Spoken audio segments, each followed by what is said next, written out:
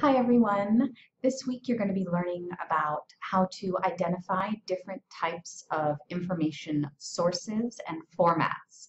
So we're going to be looking at the difference between books and articles, the difference between primary sources and secondary sources, and also the difference between scholarly sources and popular sources. And the overall message that I'd like you to take away from this week is that there's not one best type of source. They all offer different kinds of information, and I want you to be more thoughtful about the types of sources that you choose to use in your own research. Each source offers a different voice.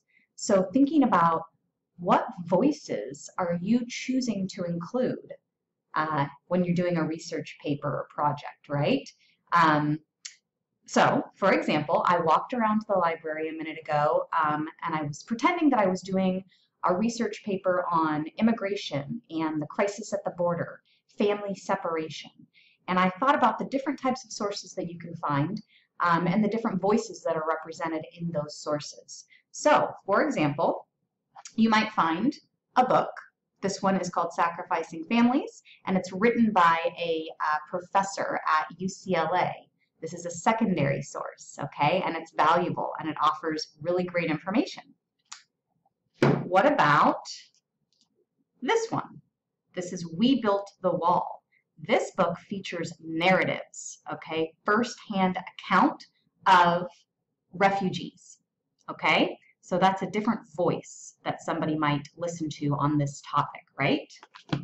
Here's another one. The Line Becomes a River, if you can see that. This one is another first-hand account, this one by a Border Patrol agent, okay? I also found a magazine about the crisis at the border, okay? And I found a couple of newspapers, too. One from the Register Pajaronian on ICE, and one from the Cabrillo Voice, okay, on Dreamers and your new president, student senate president.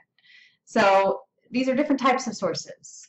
And again, really focusing on, they offer different perspectives, different voices on the same topic. And so it's not all about finding the best source, the one best way to present information, but maybe about including a variety of voices, right? Especially depending upon your research topic. So just something to think about as you work this week, and let me know if you have any questions.